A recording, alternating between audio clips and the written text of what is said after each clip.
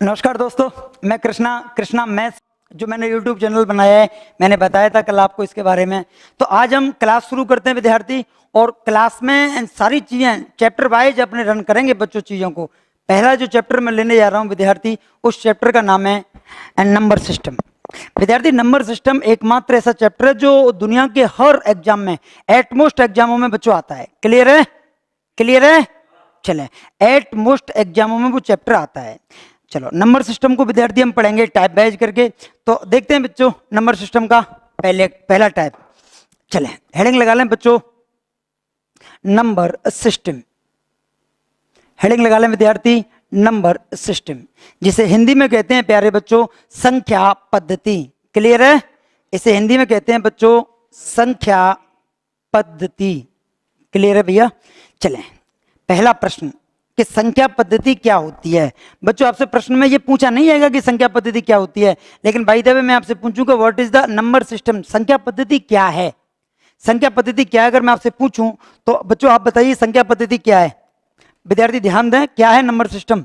तो संख्या पद्धति है बच्चों, संख्या पद्धति है बच्चों, मैं कहूं तो एक सिस्टम, एक पैटर्न जो संख्याओं को लिखने का तरीका बताता है, संख्याओं को डील करने का तरीका बताता है, संख्याओं को पहचानने का तरीका बताता है, या मैं कहूं बच्चों एक ऐसा रास्ता जिसमें हम संख्याओं और संख्याओं से बने गुणधर्मों के बारे में अपने बात करें।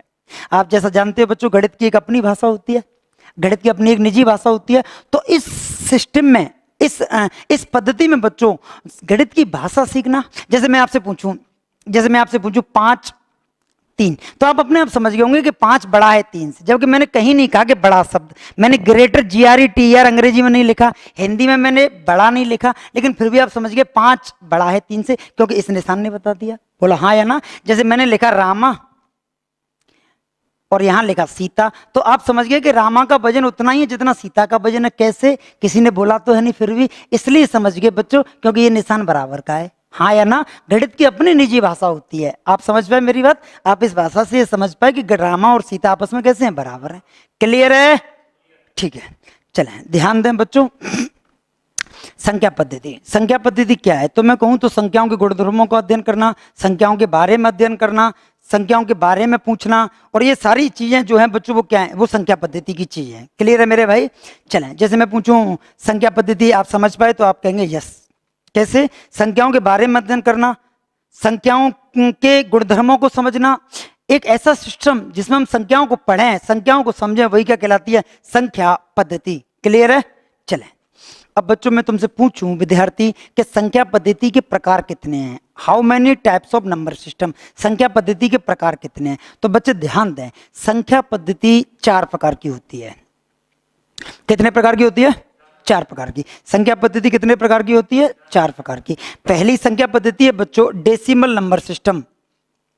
डेसिमल नंबर सिस्टम पहली संख्या पद्धति है प्यारे विद्यार्थी, डेसिमल नंबर सिस्टम, जिसे हिंदी में कहते हैं दशमलव संख्या पद्धति। दूसरी पद्धति है बच्चों binary number system.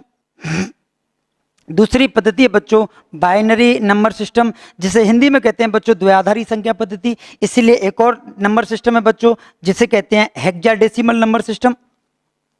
Hexadecimal number system. और चौथी है प्यारे बच्चों octadecimal number system. Octadecimal number system. Clear है मेरे भाई? यहां तक क्लियर है बेटा? चलें, अगर मैं तुमसे पूछूं कि संख्या पद्धति कितने प्रकार की होती है तो आपका आंसर होगा 4। कौन कौन सी? दशमलव, द्विआधारी, 6 आधारी और 8 आधारी। क्लियर है? चलें, संख्या पद्धति कितने प्रकार की होती है? 4। कौन कौन सी? डेसिमल, बाइनरी, हेक्साडेसिमल और ऑक्टाडेसिमल। क्लियर है भैया?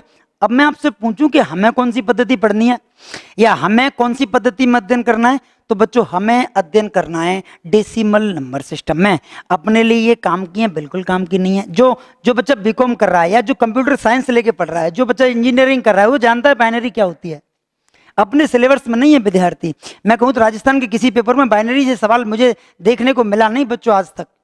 क्लियर है? और अगर वो हुआ भी होगा तो किसी टेक्निकल एग्जाम में आया सवाल होगा बच्चों वो। क्लियर है? हमारे नॉन टेक के सवालों में मुझे लगा नहीं कि अभी तक कोई सवाल ऐसा बना है।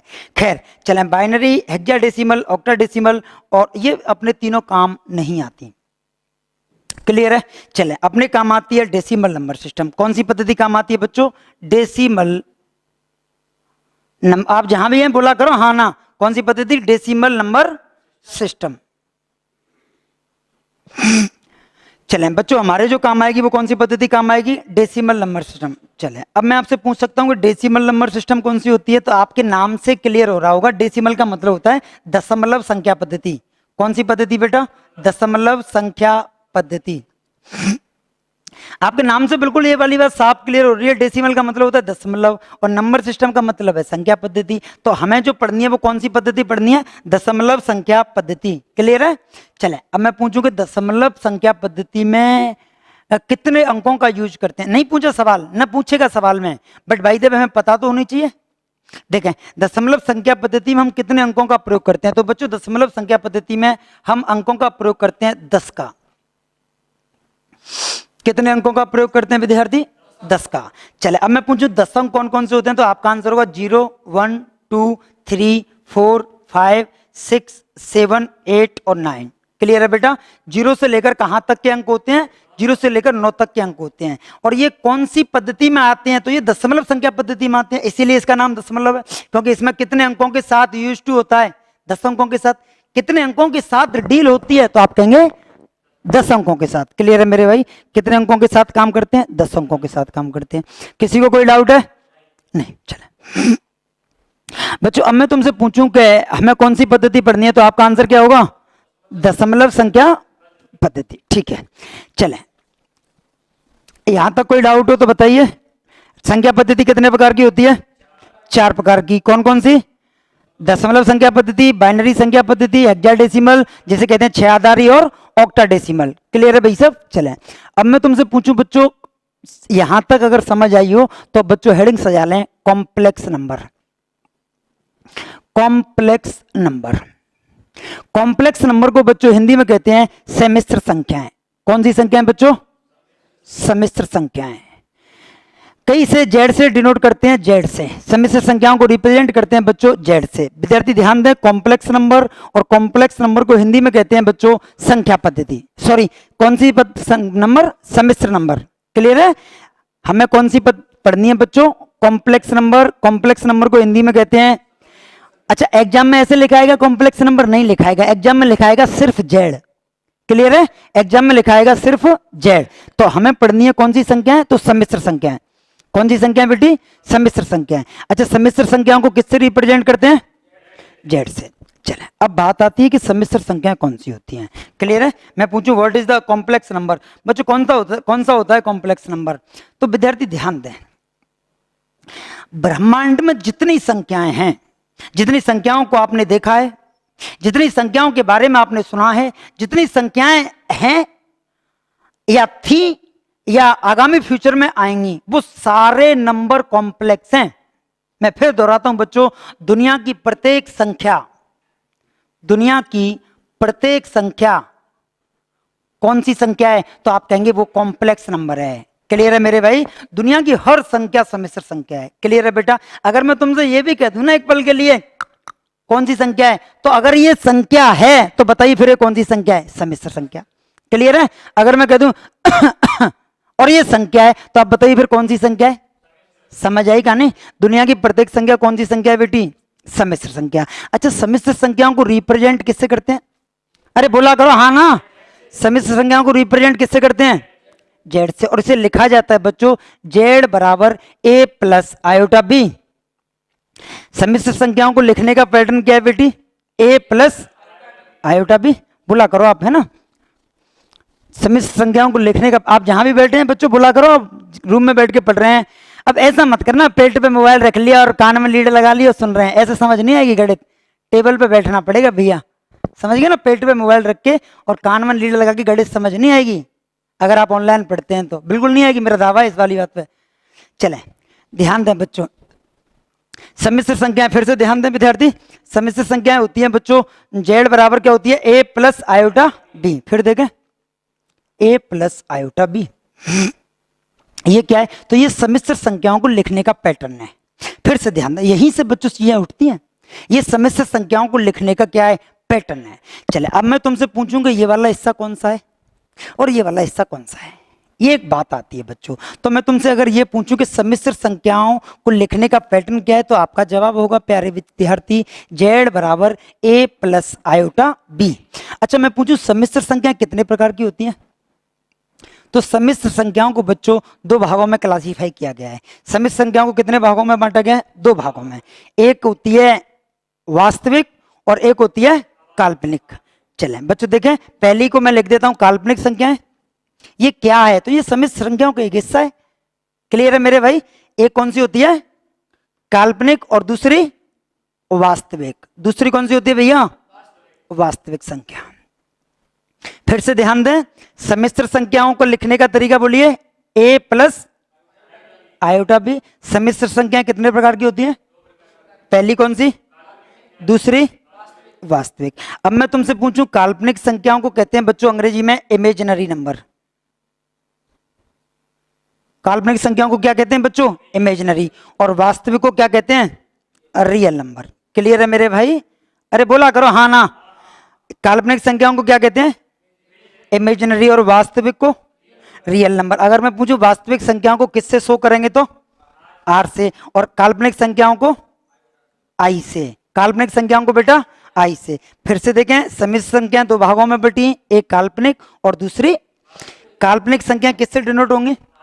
और वास्तविक संख्याएं, क्या पेपर में वास्तविक लिखाएगा? नहीं लिखाएगा। क्या पेपर में काल्पनिक लिखाएगा? नहीं लिखाएगा। क्या लिखाएगा पेपर में बच्चों? आई और आर। मैं तुमसे छोटा सा सवाल ऐसे ही पूछ लेता हूं, पेपर में ना आया ना इस तरह का इतना सरल सवाल आएगा। मैं तुमसे ये पूछ लूं a plus b is equal to 5 है। ध्यान दें विद्यार्थी, a plus b is equal to 5 और मैं कह दूं a और b दोनों ही सम्मिश्र संख्याएं। दोनों ही कैसी संख्याएं? सम्मिश्र संख्याएं। तो how many pair are possible? तो कितने जोड़े संभव है? ध्यान दें बच्चों, छोटा सा सवाल है, कोई सवाल नहीं है लेवल ना आएगा इतना इजी सवाल पेपर में, किसी पेपर में नहीं आएगा इतना इजी सवाल। फिर भी a plus b is equal to कितना है? 5। और मैंने पूछ लिया a और b दोनों कैसी संख्याएं? सम्मिश्र। तो आप मुझे बताइए से कितने जोड़े पॉसिबल हैं? तो इस सवाल का आंसर होगा अनंत जोड़े पॉसिबल हैं। इसलिए पॉसिबल अनंत कि आप a के स्थान पर मर्जी जो लिखेंगे और b के स्थान पर मर्जी जो लिखेंगे, क्योंकि दुनिया की हर एक संख्या क्या है? सम्मिश्र है। नहीं समझ आई? अरे बोला करो, दुनिया की हर एक संख्या क्या है? सम्मिश्र। तो आप मर्जी जो लिखेंगे। a और b दोनों ही कैसी संख्याएं? बोलो सम्मिश्र। तो आप मुझे बताइए कितने जोड़े बनेंगे? अनंत। कितने जोड़े बनेंगे? अनंत। क्योंकि मर्जी है a के स्थान पर जो वैल्यू लिखेंगे और मर्जी है b के स्थान पर जो वैल्यू लिखेंगे। तो बच्चों छोटी छोटी सी बातें आ जाती हैं। आप मुझे बताइए सम्मिश्र संख्याओं की पता लगी कितने भाग होते हैं? दो। एक दूसरी। चलें हेडिंग लगाएं प्यारे विद्यार्थी, काल्पनिक संख्याएं इमेजिनरी नंबर।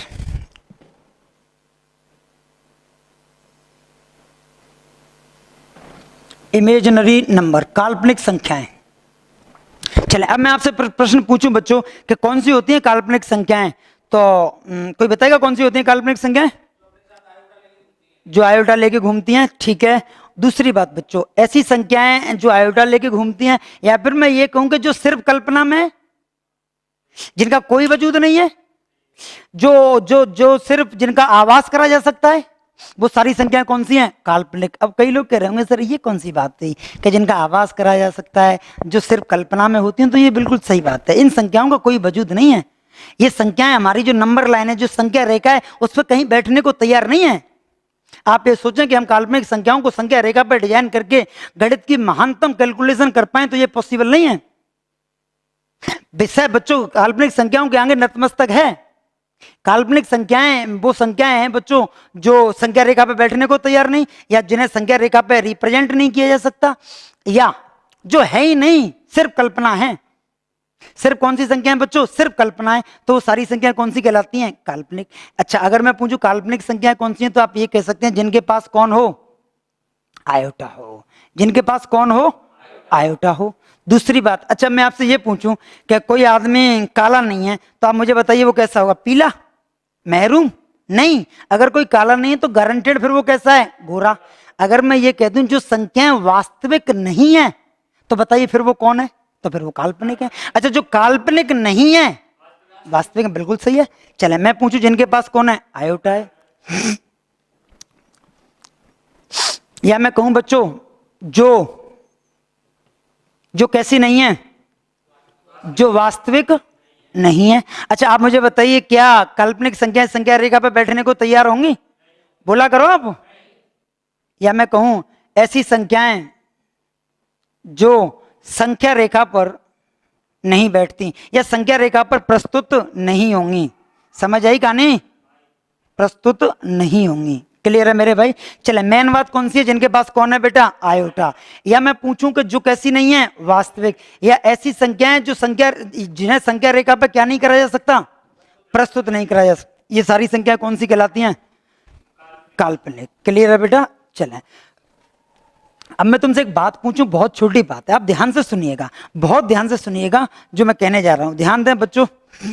आप मुझे बताइए काल्पनिक संख्याओं के पापा का नाम क्या है? तो आप कहेंगे सम्मिश्र। अगर मैं पूछूं वास्तविक संख्याओं के पापा का नाम क्या है? तो आप कहेंगे सम्मिश्र, क्योंकि दोनों ही सम्मिश्र के बेटे। अरे बोला करो। चले, अब मैं तुमसे पूछूं क्या a प्लस आयोटा b, क्या ये एक सम्मिश्र संख्या है? बोलो। a प्लस आयोटा b, क्या ये एक सम्मिश्र संख्या है? हाँ है। और आप मुझे बताइए क्या इसमें ये वाला जो पोर्शन है, ये वाला जो हिस्सा है, क्या ये रियल नहीं है? क्या बोलो, क्या ये हिस्सा रियल है कि नहीं है? क्या ये हिस्सा वास्तविक है कि नहीं है? चले, अगर मैं पूछूं क्या ये हिस्सा काल्पनिक है, तो बोलो है या नहीं है? बोलो हाँ या ना। ठीक है। अगर बच्चों मैं तुमसे पूछूं जिनके पास आयोटा वाला पार्ट है, क्या वो काल्पनिक भाग है? है। अगर मैं पूछूं जिनके पास आयोटा नहीं है, तो क्या वो रियल भाग है? वास्तविक भाग है? है। अगर मैं पूछूं जिनके पास आयोटा है, तो क्या वो काल्पनिक हिस्सा है कि नहीं है?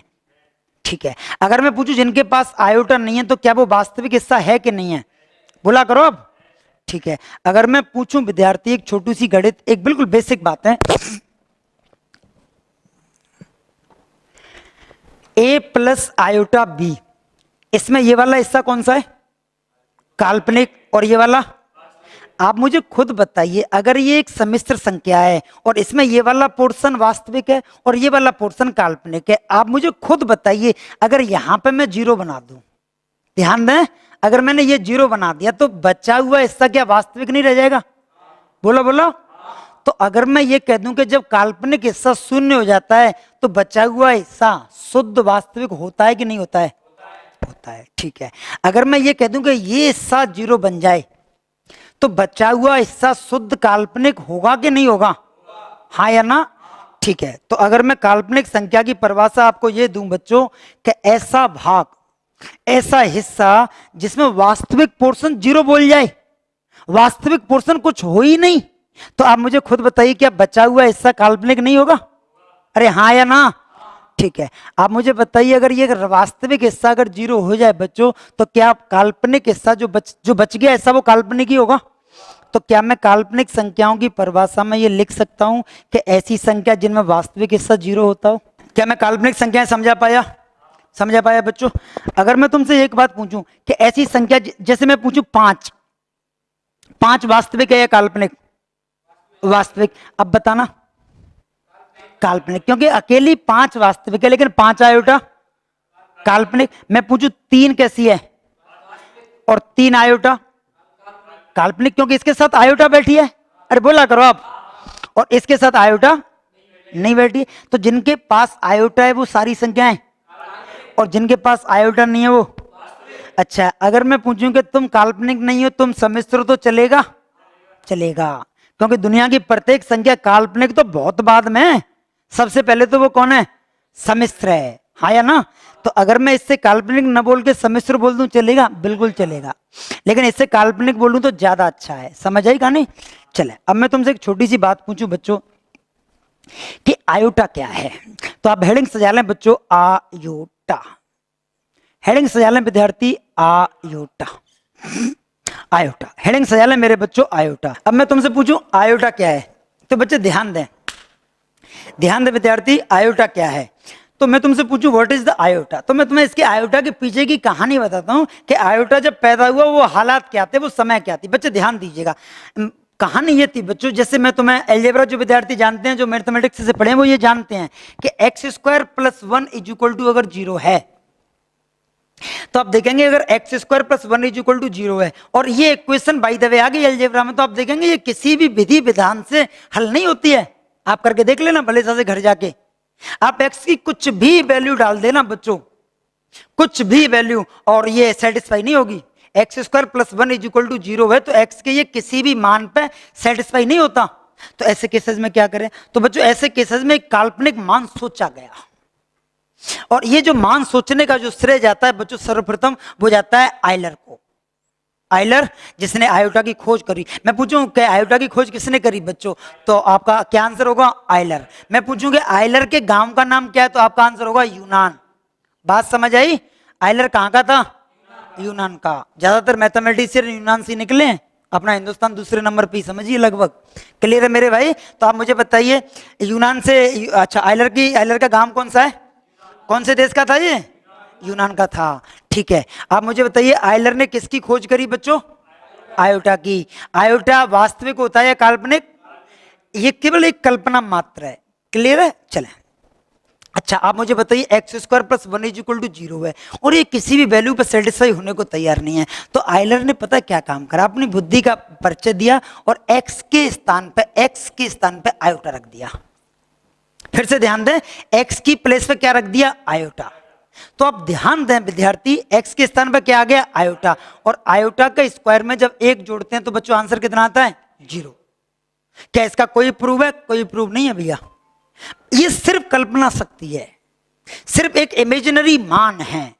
आपको मुझे बताइए, अगर मैं पूछूं आयोटा स्क्वायर की वैल्यू कितनी होती है, तो आप मुझे बताइए आयोटा स्क्वायर की वैल्यू कितनी होती है? -1। हाँ या ना? क्योंकि जब यहां पे -1 लिखोगे तभी तो -1 में 1 जुड़ेगा तो 0 आंसर आएगा। बोलो बोलो, -1 में 1 जुड़ेगा तभी तो 0 आएगा। ठीक, क्लियर है यहां तक? अगर मैं डायरेक्ट जैसे पूछा था एमपीके के एग्जाम में कि what is the value of iota square, तो आंसर कितनी होती है? -1। किसी को कोई डाउट है? अगर मैं तुमसे पूछूं आयोटा का मान कितना है, तो अंडर रूट, याद रखने भैया डायरेक्ट ही, आयोटा स्क्वायर की वैल्यू -1 और आयोटा की वैल्यू अंडर रूट -1। अगर कभी अंडर रूट में -1 आ जाए या अंडर रूट में कोई माइनस की डिजिट आ जाए, आप ये समझिए दिस इज द हाइपोथेटिकल, सिर्फ काल्पनिक है। क्लियर है? क्योंकि जैसे अंडर रूट में -1 आएगा तो आप समझिए वो आयोटा का कॉन्सेप्ट लेगी, और जब आयोटा साथ में आ गया तो आप समझिए वो फिर कैसी हो गई? काल्पनिक। समझ आई कहानी? अरे बोला करो। ठीक है, आयोटा स्क्वायर की वैल्यू, आयोटा स्क्वायर की वैल्यू, आयोटा की वैल्यू अंडर रूट में -1। यहां तक किसी को कोई डाउट? ठीक है। अच्छा आप मुझे बताइए ऐसी संख्याएं जिनके पास आयोटा है वो कौन सी कहलाती हैं? बोलो। काल्पनिक। अच्छा आयोटा की खोज किसने करी? आयलर के गांव का नाम? यूनान। आयोटा पहले आया या आयोटा स्क्वायर? आयोटा स्क्वायर, क्योंकि इक्वेशन फंसी पड़ी थी x square plus 1 is equal to 0। बोलो तो सही, x square plus 1 is equal to, तो यहाँ पे आयोटा से अपना काम सरा था या आयोटा स्क्वायर से? तो आयोटा स्क्वायर की वैल्यू, आयोटा की वैल्यू अंडर रूट -1। अब मैं तुमसे एक बात पूछूं, आपने देखा होगा कि अगर आधार समान है तो गुणा में गाते हैं, और अगर आधार समान नहीं है तो क्या फिर भी जुड़ेंगे? नहीं। ठीक है, तो आपको ये पता है कि अगर आधार समान है, जैसे मैं पूछूं x की घात 2 गुणा x की घात 3, तो आप मुझे बताइए आंसर क्या होगा? x की घात 2 में अगर मैं x की घात 3 से गुणा करूं बच्चों, तो आंसर क्या होगा? x की घात, क्योंकि गुणा में घाते हैं क्यों जुड़ती है मैं ये भी तुम्हें बताऊंगा। क्लियर है बेटा? मैं ये भी बताऊंगा कि गुणा में घातक क्यों जुड़ती हैं। कहानी क्लियर है? कोई डाउट है? चले अब मैं तुमसे पूछूं x की घात 2 गुणा x की घात 3, तो आपका आंसर होगा बराबर में कितना होता है? x की घात 5। क्लियर है? तो चले मैं तुमसे एक छोटी सी बात पूछूं, क्या आपको आयोटा स्क्वायर की वैल्यू पता है? बोलो, क्या आपको आयोटा का मान पता है? पता है। अगर मैं तुमसे पूछूं आयोटा की घात 3 का मान निकालिए, तो क्या आप ये नहीं कर सकते कि आयोटा की घात 3 होगा सर आयोटा की घात 2 गुणा आयोटा, क्योंकि ये जिसके ऊपर कुछ नहीं लिखा उसके ऊपर घात कितनी होती है? 1। तो आयोटा की घात 2 गुणा आयोटा की घात 1 होगी, तो क्या जुड़ के आयोटा की घात 3 नहीं आएगी? और आयोटा की घात 2 का मान पूरे गांव को पता है कितना होता है? -1। तो क्या मैं आयोटा की घात 3 का मान अगर तुमसे कभी पूछ लूं तो क्या तुम माइनस आयोटा कह सकते हो? कह सकते हो बेटा? आयोटा की घात 3 की वैल्यू माइनस आयोटा। अच्छा मैं तुमसे पूछूं what is the value of iota की घात 4, तो क्या आयोटा की घात 4 को आयोटा की घात 2 गुणा आयोटा की घात 2 लिख सकते हो? लिख सकते हो बेटा। और आयोटा की घात 2 की वैल्यू -1, और इस वाली आयोटा की घात 2 की वैल्यू भी, तो -1 का गुणा -1 से करेंगे तो आंसर, तो आयोटा की घात 4 हमेशा कितना होता है, +1। चलें फिर से देखता हूं बच्चों, आयोटा की घात 2 का मान -1, आयोटा का मान √, आयोटा की घात 3 माइनस आयोटा, और आयोटा की घात 4 +1। सबसे ज्यादा जो मोस्ट है बच्चों वो ये है। क्लियर है? सबसे ज्यादा जो मोस्ट है बच्चों वो ये है। बात समझ आ रही है मेरे भाई? क्लियर है यहां तक की बात है? अब मुझे खुद बताइए, बेसिक बात है, छोटी बात है बच्चों, कि आयोटा की खोज किसने करी थी? आयलर ने। आयोटा की खोज किसने करी? आयलर ने। और आप मुझे खुद बताइए, आयोटा की घात 4 की वैल्यू कितनी होती है बेटा? +1। और मैं तुम्हें एक बात और बता दूं, जो सबसे ज्यादा इंपोर्टेंट मान है वो आयोटा की घात 4 का है। बोलिए आयोटा की घात 4 की वैल्यू +1। क्लियर है बेटा? अब मैं तुम्हें एक छोटी सी गणित पूछूं बच्चों, कि आप मुझे बताइए कि गुणा में घातों में क्या होता है, आप बताइए। तो गुणा में घातों में क्या होता है बच्चों? एडिशन, जुड़ती हैं। क्लियर है बेटा? अच्छा, गुणा में घातें जुड़ती हैं और भाग में घातें, क्लियर है? गुणा में घातें और भाग में घातें, क्लियर है? अगर मैंने कहा कि सबसे ज्यादा जो महंगी वैल्यू है या सबसे ज्यादा जो काम की वैल्यू है बच्चों, वो है आयोटा की घात 4, तो आप याद रखिएगा विद्यार्थी के what is the value of iota की घात 4 +1। अच्छा, अब मैं कह रहा हूं कि ये सबसे कीमती वैल्यू है, उसके पीछे वजह क्या है? तो उसके पीछे वजह विद्यार्थी ये है कि हमें कहीं भी जाना होगा तो हम जाएंगे बच्चे आयोटा की घात 4 से होके। क्लियर है? हमें कहीं भी जाना है तो हम कौन से निकल के जाएंगे? आयोटा की घात 4 से। जैसे एक छोटी बात बताइए, जैसे तुम्हें पता होगा, जिन बच्चों ने आरएएस प्री दिया होगा उन्हें एक बात पूछी होगी कि अगर मैं पूछूं कि x की पावर m की घात n और x की पावर m की पावर n, क्या ये दोनों बातें एक हैं? और अगर ये दोनों बातें एक नहीं है तो फिर ये दोनों बातें एक कब है?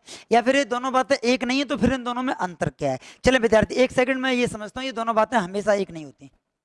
फिर से सुन लीजिएगा, ये दोनों बातें हमेशा एक नहीं होती। क्लियर है? चले इन दोनों में अंतर देखते हैं। जैसे मैं पूछूं बच्चों 2 की पावर 3 की पावर 2, क्लियर है? 2 की पावर 3 की पावर 2, और यहां मैं कह रहा हूं बच्चों 2 की पावर 3 की पावर 2। ध्यान दीजिए बच्चों, ये काम की बात है थोड़ी सी। आप मुझे बताइए, मैं कह रहा हूं कि 2 की पावर 3 की पावर 2, आप मुझे बताइए ये जो स्क्वायर लगाए, ये 3 के ऊपर लगाए या इस कोष्टक के ऊपर लगाए? कोष्टक के ऊपर लगाए। अरे हाँ या ना? ये जो स्क्वायर लगाए बच्चों, ये 3 के ऊपर लगाए या कोष्टक के ऊपर? और स्क्वायर का मतलब होता है बच्चे उसी चीज की 2 बार रिपीट करना। हाँ या ना? चले, अगर मैं पूछूं इसका स्क्वायर है तो इसका मतलब होगा 2 की पावर 3 मल्टीप्लाई 2 की पावर, क्या ये ठीक है? और आप पूरा गांव ये वाली बात जानता है विद्यार्थी कि गुणा में घाते हमेशा, तो आप मुझे बताइए क्या 2 की पावर 6 नहीं होगा क्या? 6 नहीं होगा क्या? होगा। अगर बच्चों मैं इस सवाल में पूछूं कि ये जो ऊपर घात चढ़ी है, ये 2 के ऊपर चढ़ी है, 3 के ऊपर चढ़ी है, या 2 के ऊपर 3 के ऊपर चढ़ी है, तो आपका जवाब होगा कि सर ये 3 के ऊपर चढ़ी है। अगर मैं इस बात को थोड़ी देर के लिए हिडन कर दूं तो आपको लगेगा कि जो 3 के ऊपर है वो है घात 2, 2 का इससे कोई ताल्लुकात। क्लियर है बेटा? और आप मुझे बताइए 3 की घात 2 की वैल्यू 9, 3 की घात 2 की वैल्यू, तो आंसर आ जाएगा बच्चों 2 की घात 9। और यहां आपने देखा आंसर क्या आया था? 2 की घात 6। तो क्या अगर मैं बाय द वे ये पूछ लूं बच्चों कि x की पावर बाई की power z is equal to x की पावर बाई की पावर z, तो क्या इन दोनों के बीच में इज इक्वल टू को निशान अपने लगा सकते हैं? नहीं लगा सकते, क्योंकि ये दोनों वैल्यू हमेशा एक जैसी। यहां तक कोई डाउट है? कोई डाउट नहीं। बच्चों मैं तुमसे एक छोटी सी बात पूछूं, ध्यान दें विद्यार्थी, ये बेसिक मैथमेटिक्स है, अगर ये तुम्हें आ गई तो आगे के ये कई चैप्टरों में, तुमने एक चैप्टर सुना होगा साइड्स एंड रेडिसेस, घातांक एवं करनी, इसी पर आधारित है, पूरा चैप्टर इसी पर आधारित है बच्चे। चले और छोटी बात है, ध्यान दीजिएगा, बेसिक बातें विद्यार्थी सुनते रहना है ना, कोई टेंशन हो बता देना भैया।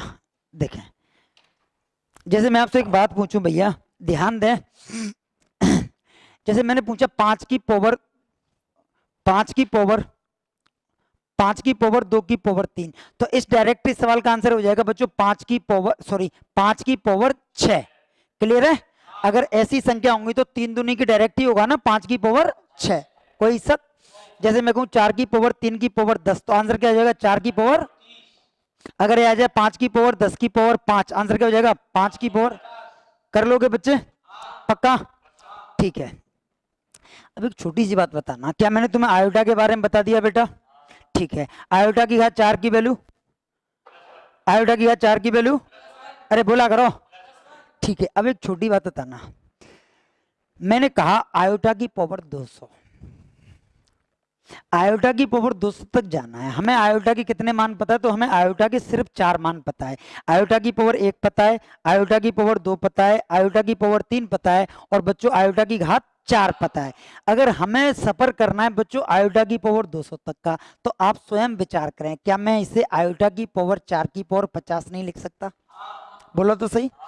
अब कई कार्टून ये दिमाग लगा रहे होंगे इसने आयोटा की पावर 4 की पावर 50 लिखा है, तो इसने आयोटा की पावर 10 की पावर 20 क्यों नहीं लिखा? होता तो ये भी 200 है। कोई बता पाएगा मैंने ये क्यों नहीं लिखा?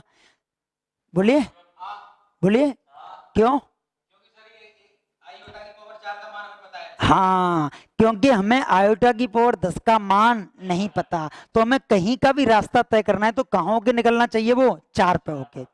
बात समझ आई? हमें ये वाली बात कैंसिल इसलिए करनी पड़ेगी विद्यार्थी, क्योंकि हमें आयोटा की पावर 10 का तो मान ही नहीं पता। समझ आ रही है कहानी? चले, क्या आयोटा की पावर 4 का मान पता है? पता है। बोलो what is the value of iota की पावर 4? और प्लस 1 की पावर मर्जी है जो लगाऊं, आंसर हमेशा प्लस ही एक आएगा बेटा। 1 की पावर 50 है तो आंसर, और 1 की पावर 100 है तो भी, 1 की पावर 1 करोड़ है तो भी, अच्छा 1 की पावर 0 है तो, 1 की पावर अगर 0 है तो बच्चों आंसर आता है 1। क्लियर है मेरे भाई? चले, e की पावर 0 भी, x की पावर 0 भी, किसी भी संख्या की पावर 0, -1 की पावर 0 1। बात समझ आई? दुनिया में किसी भी संख्या की पावर अगर 0 लगाते हैं बच्चों तो आंसर हमेशा क्या आता है? 1, प्लस के 1। क्लियर है बेटा? अगर मैं तुमसे ये भी पूछ लूं ना कि पूरी दुनिया की पावर 0, ध्यान दें विद्यार्थी, पूरी दुनिया की पावर 0, तो आंसर क्या आएगा? प्लस 1। कोई शक? चले, ये आता क्यों है मैं तुम्हें ये बता दूंगा, टेंशन ना लेना बच्चों, जब मैं घातांक करनी पढ़ाऊंगा तो या तो तब बता दूंगा या उससे पहले ही बता दूंगा। क्लियर है भैया?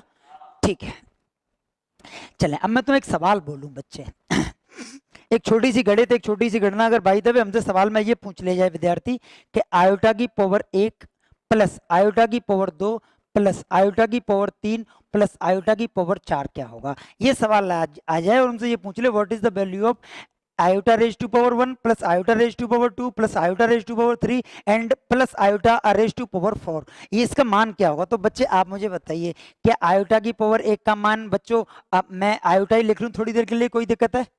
बोलो तो सही। नहीं। क्या आपको पता है आयोटा की पावर 2 का मान -1 होता है? बोलो तो सही। क्या आपको पता है आयोटा की पावर 3 का मान माइनस आयोटा होता है? और क्या आपको पता है कि आयोटा की पावर 4 का मान +1 होता है? आप मुझे बताइए, आयोटा की पावर 1 की जगह आयोटा लिख लिया, चले आयोटा की पावर 2 की जगह -1 लिख लिया, आयोटा की पावर 3 की जगह माइनस आयोटा लिख लिया, और आयोटा की पावर 4 की जगह +1 लिख लिया। आप बताइए कोई डाउट है? नहीं। अब मुझे खुद बताइए, क्या मैं माइनस आयोटा से प्लस आयोटा कैंसिल कर दूं? क्या -1 से +1 कैंसिल कर दूं? तो आंसर कितना आ गया? कहानी क्लियर है? चला, एक और सवाल मैं तुमसे पूछूं बच्चों के, आयोटा की पावर 20 प्लस आयोटा की पावर 21 प्लस आयोटा की पावर 22 प्लस आयोटा की पावर 23। ध्यान दीजिएगा बच्चों, 20, 21, 22 और 23, ये 4 कॉन्टिन्यूस नंबर लिखे विद्यार्थी। आप मुझे बताइए, अगर हमें आयोटा की पावर 20 पे पहुंचना है तो रास्ता कहाँ होकर निकलेगा? 10 पे होके या 4 पे होके? 4 पे होके। तो क्या मैं इसे आयोटा की पावर 4 की पावर 5 लिख सकता हूँ? ठीक है। क्या मैं इसे आयोटा की पावर, अच्छा आप मुझे बताइए, गुणा में गाते हैं, भाग में गाते हैं? आप मुझे बताइए, क्या मैं आयोटा की घात 21 को आयोटा की घात 4 की घात 5 लिख सकता हूं? बोलो। 5 चौक 20, और क्या मैं गुणा में आयोटा की पावर 1 डाल दूं? तो आप ध्यान दें, 5 चौक 20 और गुणा में 1 है, तो गुणा में गाते हैं, गुणा में गाते हैं, तो क्या 21 ही होगी क्या? ठीक है, तो क्या मैं आयोटा की पावर 21 के स्थान पे ऐसा लिख सकता हूं बेटा, और आयोटा की घात 4 का मान और 1 की घात 5 करूंगा तो 1 ही आएगा क्या? और 1 का गुणा आयोटा से होगा तो आंसर, समझ नहीं आई? समझ आई? क्लियर है? अब मुझे बताइए, क्या मैं आयोटा की पावर 21 के स्थान पे यहां सॉल्व किया है बच्चों? क्या मैं यहाँ आयोटा लिख दूं, कोई दिक्कत है? नहीं है। अब मैं पूछूं आयोटा की पावर 22, अब मुझे बताइए, हमें रास्ता तय करना है आयोटा की पावर 22 तक, क्या आप जंप करोगे आयोटा की घात 4 से होके गुजरोगे?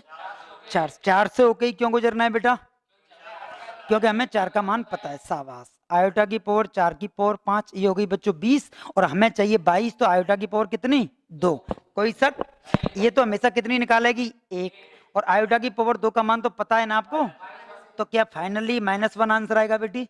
ठीक है, अब मुझे खुद बताइए क्या मैं आयोटा की पावर 22 के स्थान पर -1 लिख सकता हूँ? अरे बोला तो सही। चले अब मैं पूछूं आयोटा की पावर 23, तो इसका रास्ता भी कहाँ होके जाएगा बेटा? बोलो तो सही। आयोटा की पावर 4 की पावर 5, 5 चौक 20 और 20 और गुणा 3, तो आप बताइए 23 हो गई कि नहीं हो गई? इसकी वैल्यू हमेशा कितनी आएगी? और आयोटा की पावर 3 की वैल्यू याद है ना बेटा? माइनस के आयोटा। तो क्या मैं इसकी प्लेस पे माइनस की आयोटा लिख सकता हूँ? अब आप बहुत ध्यान से देखिएगा, आयोटा की पावर 4 की वैल्यू तो 1 होती थी ना, ठीक है, तो ये आ जाएगी प्लस के 1, कोई शक? अब आप ध्यान दें विद्यार्थी, प्लस के 1 से माइनस के 1 कटेगी और आयोटा से माइनस के आयोटा कट जाएगी, कटेगी या नहीं कटेगी?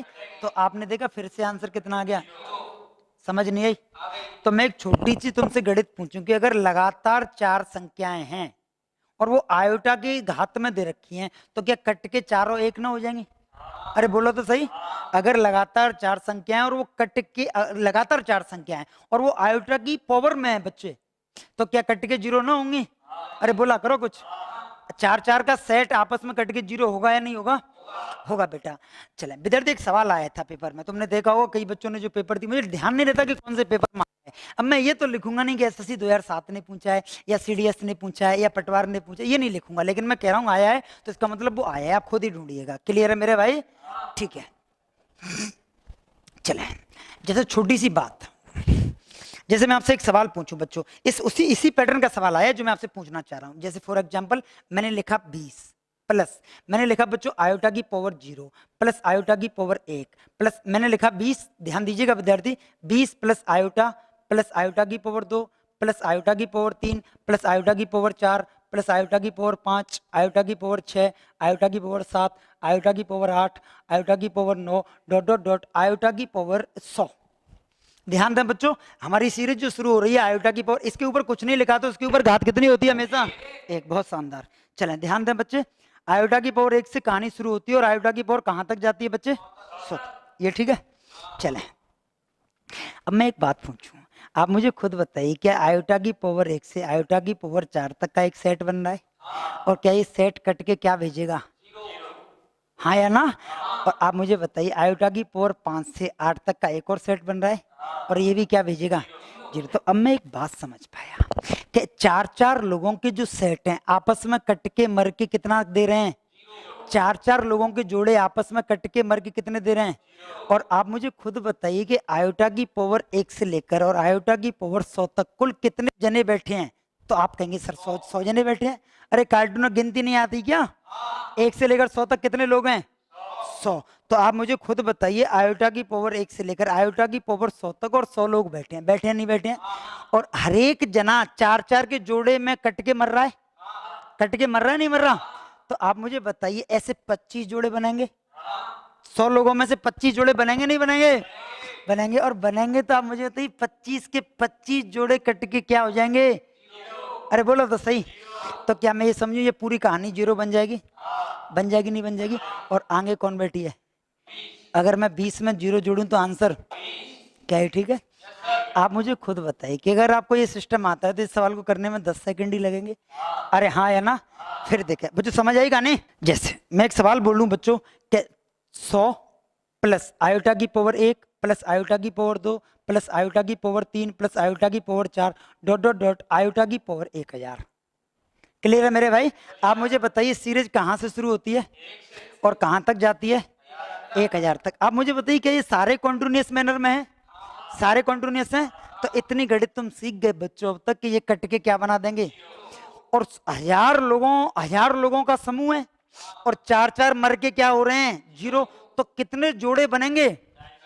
और 250 जोड़े बन जाएंगे 4 लोगों के और 1000 लोग सेटल हो जाएंगे इन जोड़ों में। अरे बोलो एक बॉक्स में 4 लोग आएंगे नहीं आएंगे? तो 1000 लोगों के कितने बॉक्स बनेंगे? और प्रत्येक बॉक्स के बाहर कितनी निकलेगी? ना समझ आई? क्योंकि 1000 लोग हैं और 1000 लोग हैं, हमें कितने बॉक्सों में सेटल होंगे? ये 250 बॉक्सों में। हर एक बॉक्स में लोग कितने? 4। और हर एक बॉक्स में 4 लोग हैं और जब मैं 4 लोगों को आपस में सॉल्व करूंगा तो आंसर 0। तो ऐसी 0 250 मिलेंगे या नहीं मिलेंगे? तो ऐसी 0 250 नहीं 36 और मिल जाए या 72 और मिल जाए या लाख मिल जाए तो क्या कुछ कर पाएंगे? तो आंसर हमेशा, तो क्या मैं ये समझूं ये पूरी कहानी क्या बन गई बेटी? जीरो बन गई। अगर पूरी कहानी जीरो बन गई तो फिर आंसर कितना रह गया? 100। तो क्या सवाल का आंसर 100 ही आएगा क्या? समझ पाए मेरी बात? किसी को कोई डाउट है? किसी को कोई डाउट है? चले, क्या मैं काल्पनिक संख्याएं समझा पाया? हेडिंग लगा लें बच्चों, वास्तविक संख्याएं। चले, वास्तविक संख्याओं को बच्चों अंग्रेजी में कहते हैं, बोलिएगा, रियल नंबर। वास्तविक संख्या को अंग्रेजी में कहते हैं बच्चों, और इसे रिप्रेजेंट किससे करते हैं? आर से। अच्छा आप मुझे बताइए, वास्तविक संख्याओं के पापा का नाम क्या है? समित संख्या। अच्छा वास्तविक संख्याओं के भाई का नाम क्या है? तो काल्पनिक संख्या। अरे हाँ या ना? जो वास्तविक नहीं होगी वो, और जो काल्पनिक नहीं होगी वो, ठीक है। अच्छा एक बात बताइए, समिश्र संख्याओं को रिप्रेजेंट किससे करते हैं? इसको लिखने का पैटर्न क्या था? ए प्लस ये वाला हिस्सा, ये वाला हिस्सा वास्तविक, ये वाला हिस्सा जिनके पास आयोटा है वो, जो बिना आयोटा के हैं, क्या ये ठीक है? चले, अब मुझे एक बात बताइए बच्चों, अगर मैं बात करूं रियल नंबर के बारे में, वास्तविक संख्या के बारे में, तो क्या मैं ये कह सकता हूं कि जो काल्पनिक नहीं है वो वास्तविक है? बोला करो कुछ। जो वास्तविक नहीं है वो काल्पनिक है, और जो काल्पनिक नहीं है वो। अच्छा एक बात पूछूं मैं, क्या काल्पनिक संख्याओं का अपनी जिंदगी से कोई लेन देन है? क्या काल्पनिक संख्या अपनी जिंदगी में कहीं काम आती हैं? नहीं। क्या वास्तविक आती हैं? हाँ, वास्तविक संख्या ही है जिनसे हम रोज डेली यूज टू कर रहे हैं, जिनसे हम डेली काम में ले रहे हैं बेटा। काल्पनिक संख्याओं का कोई नहीं है बच्चों, ऐसे कोई महनी बात नहीं है। काल्पनिक संख्या विद्यार्थी, जो काम की संख्या है वो वास्तविक संख्या है बच्चे। क्लियर है मेरे भाई? चले, अच्छा मैं पूछूं, आपने नंबर लाइन का नाम सुना है, जिसे कहते हैं आप संख्या रेखा? संख्या रेखा में बीच में कौन आती है? जीरो। क्या मैं पूछूं कि काल्पनिक संख्याएं संख्या रेखा पर बैठने को तैयार थी क्या? नहीं है। जिंदगी में याद रखिए कि क्या काल्पनिक संख्याओं को मैं संख्या रेखा पे प्रस्तुत कर सकता हूं? जैसे कोई किसी पूछ ले कि बताइए 3 आयोटा संख्या रेखा पे कहां आएगी, तो क्या कभी आएगी? कभी आएगी? नहीं। आप मुझे बताइए, क्या 3 आएगी? आएगी, क्योंकि 3 काल्पनिक नहीं है, कैसी है? ठीक है, बिल्कुल सही है। दूसरी बात, अगर बच्चों वास्तविक संख्याएं हैं और वो संख्या रेखा पे बैठती हैं, तो क्या मैं कह सकता हूं कि जो संख्या रेखा पे बैठती हैं वो सारी संख्याएं वास्तविक है? बोला करो कुछ। पक्का? ठीक है, तो वास्तविक संख्या की परिभाषा लिखेंगे विद्यार्थी, ऐसी संख्या जो काल्पनिक नहीं है। विद्यार्थी पहले ही परिभाषा देखिएगा, ऐसी संख्या जो कैसी नहीं है? जो काल्पनिक नहीं है। बहुत शानदार, जो काल्पनिक नहीं है। अच्छा पहली परिभाषा। दूसरी परिभाषा बच्चों, क्या ये संख्या रेखा पे बैठने को तैयार है? ठीक है, तो ऐसी संख्या जो संख्या रेखा पे बैठने को रेडी है, तैयार है, या संख्या रेखा पर जिन्हें प्रस्तुत किया जा सकता है। क्या ये ठीक है बेटी? चला, तीसरी बात विद्यार्थी मैं आपसे पूछूं बच्चों, काल्पनिक नहीं होनी चाहिए। अच्छा आप मुझे बताइए, अगर मैं तुमसे पूछूं a प्लस आयोटा b, क्या ये सम्मिश्र संख्याओं का फॉर्म थी? क्या ये सम्मिश्र संख्याओं की फॉर्म है? आप मुझे खुद बताइए, अगर मैं इसमें काल्पनिक पोर्शन को 0 बना दूं, तो क्या ये बचा पोर्शन है वो वास्तविक कहलाएगा? ना समझ आई? क्या अगर मैं काल्पनिक पोर्शन को 0 बना दूं बच्चे, तो क्या जो बचा पोर्शन है वो वास्तविक कहलाएगा? और अगर वास्तविक को 0 बना दूं तो बचा पोर्शन? बहुत शानदार। क्या मेरी बात समझ पाए? क्या मेरी बात समझ पाए? ठीक है विद्यार्थी, इतनी गणित समझ आई? ठीक है, अब मैं एक बात पूछूं तुमसे, वास्तविक संख्या की परिभाषा आएगी बेटा। अच्छा अब मैं तुमसे एक बात पूछूं छोटी सी, कि दो संख्याओं के बीच में कितनी वास्तविक संख्याएं आ सकती हैं? मैं सवाल बताऊंगा बच्चों, जो पार्ट नंबर नेक्स्ट बनाऊंगा मैं उसमें टोटली सवाल बताऊंगा, पहले आप थोड़ी सी रूबरू हो। ठीक है बच्चों, मैं तुमसे पूछूंगा दो वास्तविक संख्याओं के बीच में कितनी वास्तविक संख्याएं आ सकती हैं, तो याद रखिएगा विद्यार्थी, इसका आंसर होता है इनफाइनाइट, अनंत। क्लियर है? जैसे एक बार पेपर में सवाल आया था कि 2/5 और 3/5, ध्यान दीजिएगा बच्चों, 2/5 और 3/5 के बीच में कोई सी 7 परमेय संख्या लिखें या कोई सी 2 परमेय संख्या लिखें। अच्छा मैं पूछूं कि आ कितनी सकती हैं, तो आंसर क्या होगा? इनफाइनाइट। याद रखिएगा कि 2/5 और 3/5 के बीच में कितनी आ सकती हैं? अनंत आ सकती है। क्लियर है मेरे भाई? कोई शक है बेटा? ठीक है, कोई शक है मेरे भाई? नहीं है। अब मैं तुमसे एक बात पूछूं, बिल्कुल बेसिक मैथमेटिक्स है, मैं तुम्हें ये सवाल बताऊंगा भैया, है ना, सवाल ये बताऊंगा। और अच्छा जो चीजें नहीं लिख पा रहे मुझे बताए, इस क्लास की तुम्हें भी बताए, इस क्लास की शूट हो रही है, तो बच्चों बाय द वे मेरी स्पीड के चक्कर में अगर कोई रह जाए तो मेरे टेलीग्राम पे सारे नोट्स हैं, आप नोट्स भी पता है ऐसे नहीं है कि नोट्स भी मेरे हैंड रिटन नोट्स हैं, सारी चीज़ों का ध्यान रखा गया उनमें, और बिल्कुल नेचुरलिटी है उनमें, कोई टाइप वाइप का भी हमने नहीं रखा, इसलिए भी कि कम से कम फील तो हो लड़के को। समझ आई कहानी? ठीक है, चले ध्यान दें विद्यार्थी। अब मैं तुमसे एक बात पूछूं, अच्छा, दो वास्तविक संख्याओं के बीच में कितनी वास्तविक संख्याएं आ सकती हैं? अनंत आ सकती हैं? पक्का? ठीक है, अब एक बात बताइए, अगर मैं तुमसे पूछूं कि वास्तविक संख्याएं कितने प्रकार की होती हैं, तो अच्छा, वास्तविक संख्या रेखा पर बैठेंगी ना? ठीक है, वास्तविक संख्याएं कितने प्रकार की होती हैं, तो आप मुझे बताइए। वास्तविक संख्याएं विद्यार्थी, वास्तविक संख्याओं को क्लासीफाई किया गया दो प्रकार से, एक तो होते हैं पूर्णांक और एक होती हैं, बोला करो कुछ, एक होती हैं पूर्णांक संख्याएं और एक होती हैं कौन सी संख्याएं? दशमलव संख्याएं। क्या एक पूर्णांक संख्या होती हैं बेटी और एक कौन सी होती हैं? दशमलव संख्याएं। अच्छा, ये दोनों, अच्छा मैं पूछूं, पूर्णांक संख्याओं के पापा का नाम, दशमलव संख्या के पापा का नाम? अच्छा, वास्तविक संख्याओं को कितने भागों में क्लासीफाई किया गया? एक तो पूर्णांक और दूसरी दशमलव। अब प्रश्न बनता है विद्यार्थी कि पूर्णांक कौन सा होता है? ध्यान दीजिएगा बच्चों, वास्तविक संख्या लिख लिया आपने यहां तक, इसके दोनों पार्ट लिख लिए। चले अब छोटी सी हेडिंग लगा लें बच्चों, पूर्णांक संख्या। छोटी हेडिंग लगा लें विद्यार्थी, पूर्णांक संख्या। लिखें बच्चों, पूर्णांक संख्या।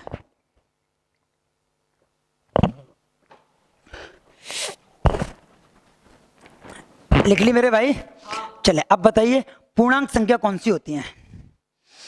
तो बच्चों पूर्णांक संख्या होती हैं, कई परिभाषाएं हैं। सबसे बेहतरीन परिभाषा ये है बच्चे कि ऐसी संख्या जिनके नीचे एक आती हो। जिनके नीचे कौन आती हो? या मैं कहूं जिनके हर में हमेशा कौन बैठे? एक, तो वो हमेशा कैसी संख्या कहलाएगी? पूर्णांक। क्लियर है बेटी? पूर्णांक संख्या वो कहलाएगी जिनके हर में कौन बैठी हो। आप मुझे बताइए, क्या 1.2 पूर्णांक है? नहीं है। कई कार्टून कह रहे होंगे सर 1.2 के नीचे एक बैठी तो है, नहीं बैठी है। अगर दशमलव बैठाएगा बेटा तो कितनी आएगी? नीचे 10 आएगी। कई लोग कहते हैं कि पता है, अच्छा कई लोग पता है कि तुम में से भी ये सोच रहे होंगे कि सर ने दशमलव बैठाया है, इस चक्कर में नीचे जीरो बढ़ाई है। ऐसा बिल्कुल नहीं होता कि दशमलव बैठे और नीचे जीरो आए। मैम ने हमें जब बचपन में बता दिया था कि दशमलव बैठाएंगे तो नीचे जीरो बढ़ती है, लेकिन एक्चुअली में ऐसा नहीं होता। मैं बताऊंगा कि ऐसा क्यों होता है। मैम ने ये भी बताया था बच्चों, आपको ध्यान हो तो, कि 0.37, बट अगर 0.37 में से दशमलव बैठाएंगे तो नीचे 2 जीरो बढ़ा देते हैं, लेकिन मैम ने ये नहीं बताया कि क्यों बढ़ा देते हैं। मैं प्रयास करूंगा कि मैं ये बता पाऊं कि जब दशमलव बैठाते हैं तो जीरो ही क्यों आती है, और जीरो ही आती है तो नीचे ही क्यों आती है, बगल में क्यों नहीं आती। सारी बातें मैं तुम्हें बताऊंगा। क्लियर है भैया? ठीक है, चलो पहले मैं टॉपिक पढ़ा रहा हूँ तो इसलिए मैं बताऊंगा, टेंशन ना लेना। चलें अब मुझे बताइए पूर्णांक संख्या कौन सी होती है बच्चों जिनके नीचे कौन बैठी होती है? जिनके नीचे कौन बैठी होती है? क्या 5 पूर्णांक है? क्योंकि 5 के नीचे हमेशा कौन बैठती है?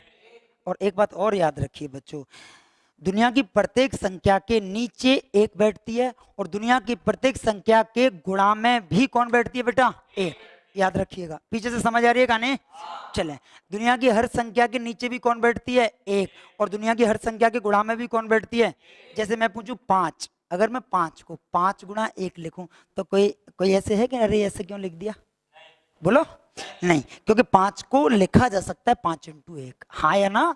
अच्छा, अगर मैं 5 को 5/1 लिखूं तो कोई दिक्कत है? तो कोई दिक्कत नहीं, क्योंकि 5 को 5/1 भी लिखा जा सकता है। इसलिए तो कहते हैं जिन संख्याओं का मासा कुछ नहीं होता उनका मासा 1 होता है, क्योंकि उनमें एक तो हर किसी में ही होता है भैया। अरे हाँ या ना? और मासा का मतलब होता है हाईएस्ट कॉमन, कॉमन का मतलब होता है सार्व, जो सबके पास हो। और इसीलिए तो जिन संख्याओं का मासा कुछ नहीं होता उनका मासा क्या होता है? 1। बात समझ आई? चलें, तो क्या दुनिया की हर संख्या के गुणा में कौन बैठती है? और भाग में भी? क्या ये ठीक है? चलें, अब एक छोटी सी बात बताना, छोटी सी गणित है बच्चे। जैसे मैं आपसे एक बात पूछूं, पूर्णांक कौन होते हैं जिनके नीचे एक बार? अब मुझे बताइए, अच्छा पता है कई कार्टून ये कहेंगे कि बताइए √4 पूर्णांक है कि नहीं है। तो पहली बात ध्यान रखिएगा बच्चों, कभी भी ड्यूरिंग द ऑपरेशन संख्या के बारे में निर्णय मत लेना, ऑपरेशन के बाद ही निर्णय लेना। जैसे मैं आपसे पूछूं √4 कैसी, आप बताइए, तो आप सीधा मना करिए, नहीं बता पाऊंगा। √4 को सबसे पहले उससे कहिए भैया हल कर, तब बताऊंगा मैं क्या होगी। या तो वो हल नहीं कर रहा तो फिर तुम हल करिए, अगर हल हो रहा है तो आंसर बताइए 2। तो √4 के बारे में अगर मुझसे पूछोगे कि कैसी है तो मैं सीधी मना कर दूंगा कि मुझे नहीं पता कैसी है। इस सवाल को पहले अच्छी सी बनाइए, इस सवाल को हल करिए और हल करने के बाद जो आंसर आया 2, अब मुझसे पूछिए 2 कैसी है, तब मैं कहूंगा 2 कैसी है, 2 पूर्णांक है। अरे बोलो तो सही। अगर तुमने संख्या का ऑपरेशन के दरमियान ही बताना शुरू कर दिया तो आप गलत हो जाएंगे। वो कल को फिर पूछ लेगा कि बता √3 कैसी है, और √3 को भी आप तो पूर्णांक बता दोगे, जो कि गलत है। समझ आई गाने? तो इसलिए संख्या पर जब तक ऑपरेशन है, ऑपरेशन के दरमियान आप नहीं बताइए कि पेशेंट बचेगा या मरेगा। ऑपरेशन हो गया पहले बाहर तो आंदे भैया। अरे हाँ या ना, अरे हाँ या ना, बोला करो बेशर्मा। ठीक है, अब बात आती है कि पूर्णांक कितने प्रकार के होते हैं, कोई बताएगा तुम में से? पूर्णांक बोलिए, कौन कौन से? ऋणात्मक और एक होते हैं बच्चों ऋणात्मक पूर्णांक, और एक होते हैं कौन कौन से पूर्णांक होते हैं, बोलो तो सही। एक होते हैं नेगेटिव पूर्णांक और दूसरी पॉजिटिव पूर्णांक, धनात्मक पूर्णांक। हाँ या ना, बोला करो कुछ। चले, एक होते हैं नेगेटिव पूर्णांक, ऋणात्मक पूर्णांक, और दूसरे होते हैं कौन से पूर्णांक, धनात्मक। आपको पता है एक पेपर में ये भी पूछा गया कि सारे पूर्णांकों का औसत क्या है। छोटा सा सवाल है, आपसे आ जाएगा तो हो सकता है आपसे नहीं बने, बहुतों से बनेगा जो ढंग से पढ़ता है। जो ऐसे हवा में पढ़ता है, कान में लीड लगा के पेट पे मोबाइल रख के, नहीं बन रहा उससे। बराबर मानना भैया, है ना? चलो शाबाश, है ना? चलो अब मुझे खुद बताइए, यहाँ में 0 आएगी या नहीं आएगी?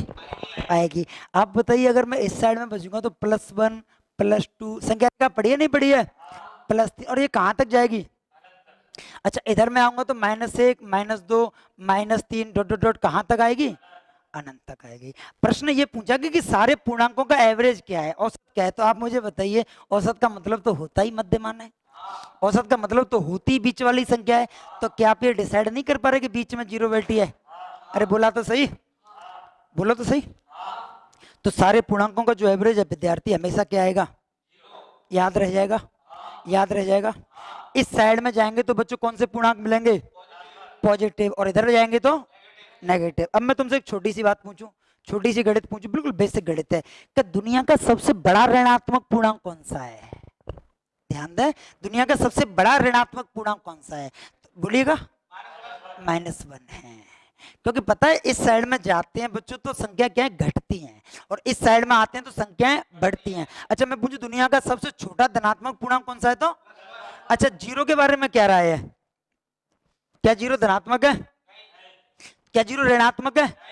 तो फिर 0 कैसा है? बोलिएगा। हाँ, 0 को आप पहली बात तो ये कि उदासीन मत कहना, क्योंकि उदासीन गणित का वर्ड ही नहीं है, उदासीन तो साइंस का वर्ड है। हाँ या ना?